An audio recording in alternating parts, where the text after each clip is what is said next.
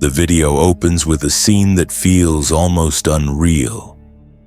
In the heart of the High Court, a frail 65-year-old woman stands tall, no lawyer by her side, staring directly at the judges. She argues her case with such confidence and precision that the courtroom falls silent. Her words are sharp, her tone unshaken. People in the gallery whisper in awe. How could someone without legal training dismantle police reports, forensic findings, and witness statements so effortlessly? Social media grabs the clip, and within days it goes viral.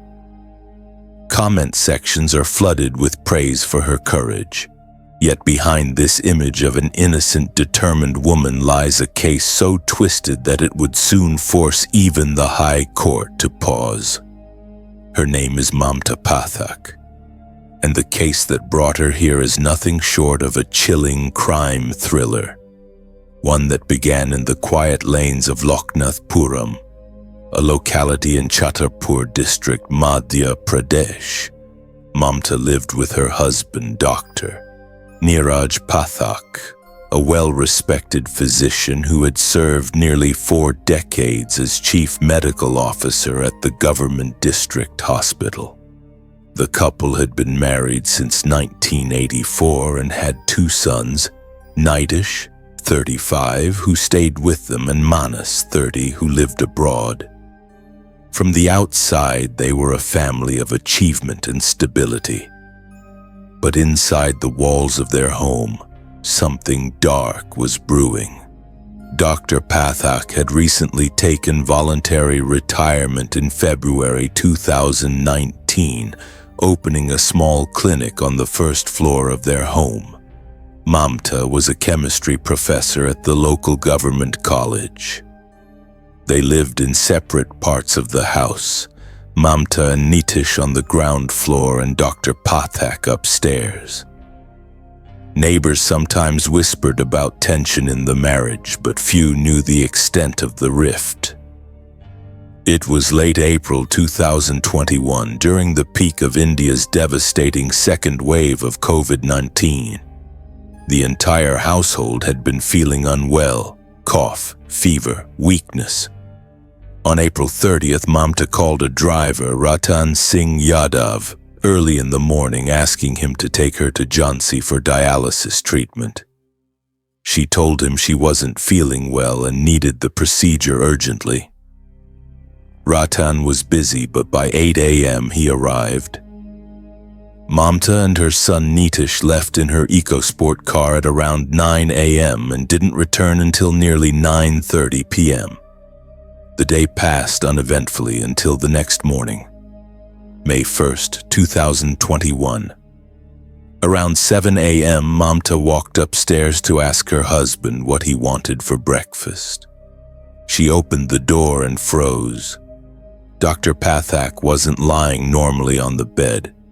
His legs were strangely propped up on a chair, his body slumped in a position no one would choose for sleep.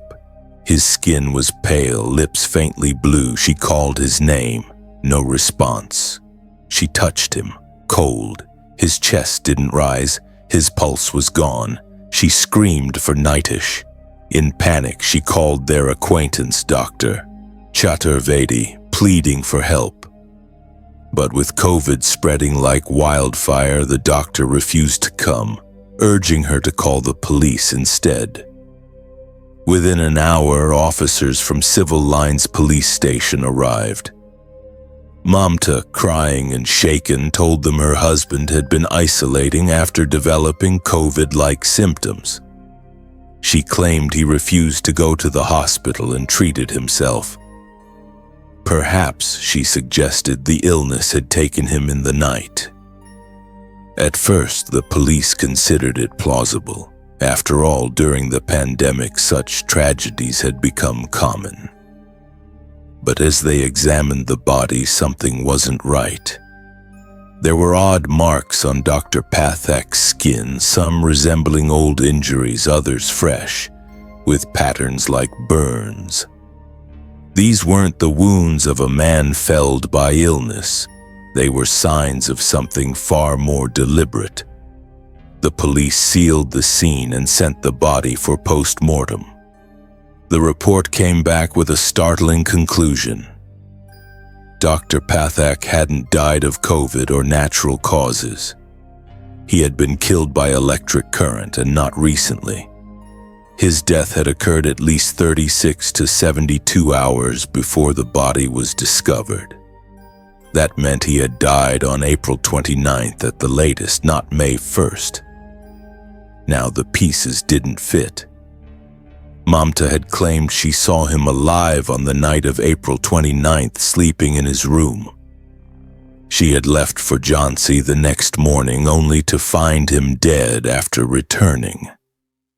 But the timeline said otherwise. And then came another clue. On the ground floor, police found a 10-foot extension cord with a 2-pin plug, and in the kitchen a strip of prescription medicine. It wasn't kept with the rest of the household's medicines in Nitish's room. Instead, it was lying oddly out of place, as though hastily forgotten. Every lead seemed to raise more questions. Why was a medicine strip belonging to Nitish's psychiatric treatment found in the kitchen?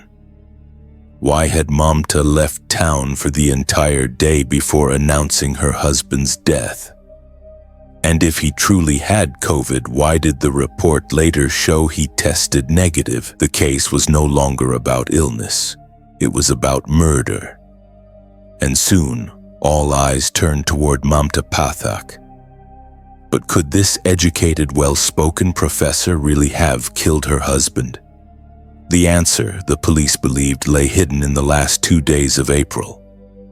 And as they dug deeper, the story would twist in ways no one in Chhatarpur was prepared for.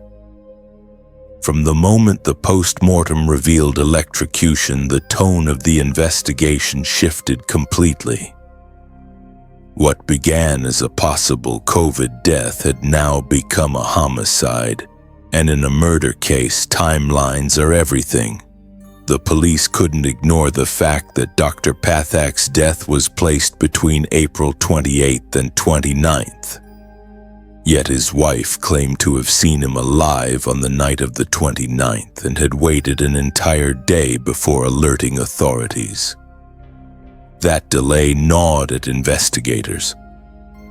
When they questioned the family's longtime watchman, Daniram, he added a curious detail. He hadn't seen Dr. Pathak at all since the morning of April 29th. He never came downstairs, never spoke to anyone. That matched the post-mortem timeline, not Mamta's story. And then came the driver's testimony. Ratan Singh said that during their trip to Jhansi on April 30th, Mamta had made an unplanned stop in Harpalpur, handing a bag to her mother before continuing on. At one point in the journey, she even appeared troubled, muttering to him that she had made a big mistake and should have called a doctor earlier. Yet later in court, Ratan retracted that statement, adding another layer of uncertainty. The police began reconstructing the scene. The extension cord found downstairs became a key exhibit. Forensic experts noted its length and the 2-pin plug, easy to use in a setup designed to deliver a fatal current. Then came the strange medicine strip in the kitchen. It belonged to Nitish's long-term psychiatric treatment. Normally, all his medication was kept in his room.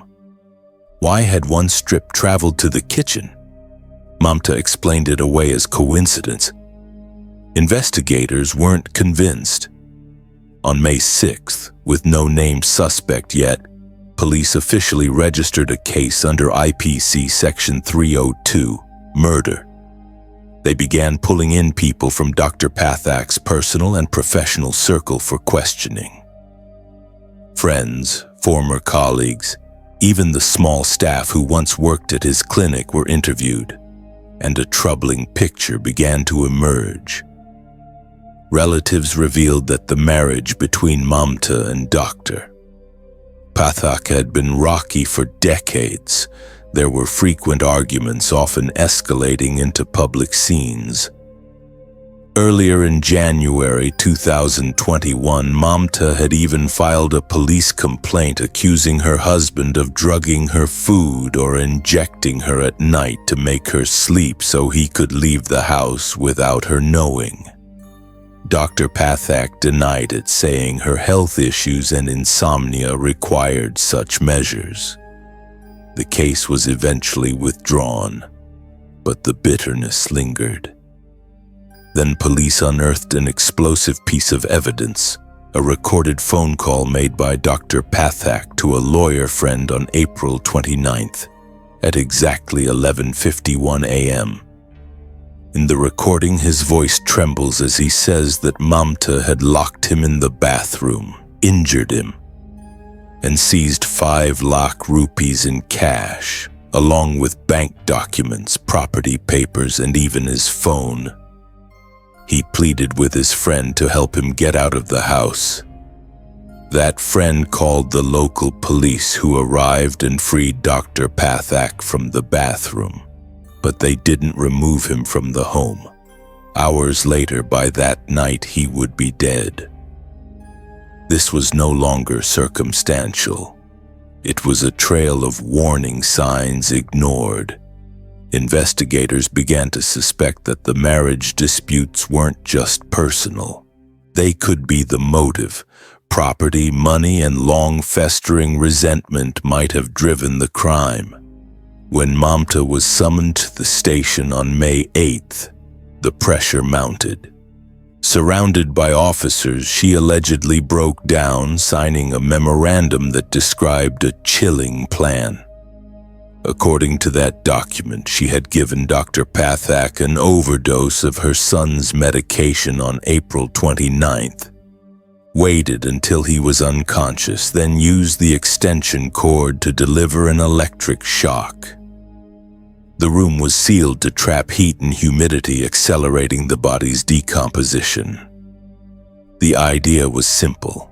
By the time a post-mortem was done, any trace of the drug would be destroyed by the body's own enzymes and bacteria.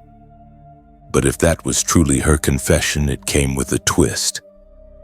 Months later in court, Mamta claimed she never confessed at all, that police had forced her to sign a blank page and later filled in the story themselves. And there was something else. The forensic report on the drug did find the same chemical compound used in Nitish's medication, but the amount wasn't specified.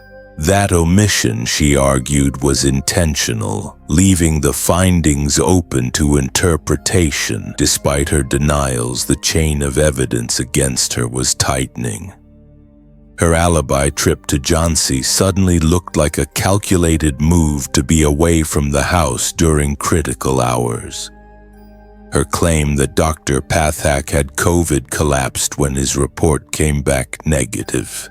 And the very layout of the house, the locked upstairs kitchen, the separate living floors, hinted that she controlled his access to food and movement in those final days. By the end of part 2 in this real-life drama, the public had already chosen sides. Some saw Mamta as a manipulative killer who had planned the perfect crime and almost gotten away with it. Others believed she was a victim of a biased investigation framed by those who stood to gain from Dr. Pathak's death. But the truth was about to face its ultimate test. In court, with Mamta representing herself against a mountain of evidence. And as the trial began, the courtroom would witness a battle so fierce that even seasoned judges found themselves questioning what they thought they knew. When the trial of Mamta Pathak began, it was unlike anything Chhatarpur had ever seen. She walked into the sessions court without a lawyer, carrying only a stack of papers and a calm, unreadable expression. Most people in her position would have been crushed by the gravity of the charges, murdering one's own husband, a respected doctor. But Mamta was not most people. She told the judge she would fight her own battle, that no one could defend her better than herself. From that moment, the case became more than just a murder trial. It became a battle of intellect, confidence, and endurance. The prosecution laid out their version of events with clinical precision. They described a marriage poisoned by mistrust, a woman who believed her husband was having affairs and plotting against her, and a simmering property dispute that could have been worth millions. They presented the post-mortem report, which clearly stated the cause of death as electrocution. They pointed to the 36 to 72-hour death window, proving that Mamta's timeline didn't match reality. They introduced the extension cord, the misplaced medicine strip, the witness statements, and above all, Dr. Pathak's haunting final phone call to his lawyer friend. Piece by piece, they painted her as the mastermind of a cold, calculated killing. But Mamta fought back with equal intensity. She argued that the forensic findings were flawed. She challenged the post-mortem doctor, asking whether the burn-like marks could have been from fire rather than electricity. She pointed out that the house had MCB and RCCB safety systems, devices that would have tripped instantly if there had been a real electric leak. And then she dropped a detail that made the courtroom pause. Dr. Pathak had been lying on a wooden bed with a plastic chair under his legs. "Wood and plastic don't conduct electricity," she said. "So tell me," she challenged, "how could he have been electrocuted?" She questioned why police never seized the bed sheets or pillows from her husband's room, why the wiring colors described by different witnesses didn't match, and why the FIR was registered 6 days after his death. She accused investigators of mishandling the crime scene and of never calling in an electrical engineer to verify their theory. To the astonishment of many, she even dissected the forensic drug report, noting that it didn't specify the amount of the chemical found, only that it matched her son's medicine. "Matching," she said, "is not proof of murder." The drama reached its peak when she addressed the alleged confession. Standing straight, her voice steady, she told the court that she had been pressured into signing a blank paper. "If I am educated enough to argue my own case before you," she said, "do you think I am foolish enough to confess to a crime I didn't commit without a lawyer present?" Some in the gallery nodded in agreement. Others shook their heads unconvinced. The Sessions Court weighed both sides for months, sifting through inconsistencies, counter-arguments, and emotional testimony. In June 2022, the verdict came. The court ruled that the evidence, though circumstantial, was strong enough to convict. The delayed police call, the suspicious trip to Jhansi, the final phone call, and the control Mamta held over the household all pointed in one direction. She was sentenced to life imprisonment and fined 10,000 rupees. But Mamta wasn't finished. She appealed to the High Court, still without a lawyer. The viral video of her courtroom arguments came from this stage. 65 years old, battling seasoned prosecutors, dismantling parts of the police case in real time. She spoke of her son's health, of being framed by her in-laws for property, of her decades-long marriage. Yet for every question she raised, there was an answer in the evidence. On July 29, 2025, the High Court upheld the Sessions Court's decision. Mamta Pathak would remain in prison for the rest of her life. Outside the courthouse, opinions were split. Some called her a dangerous manipulator who had almost outsmarted the system. Others believed she was a victim of a flawed investigation, and that her conviction was a miscarriage of justice. And so, the case of Dr. Neeraj Pathak's death closed, at least in the eyes of the law.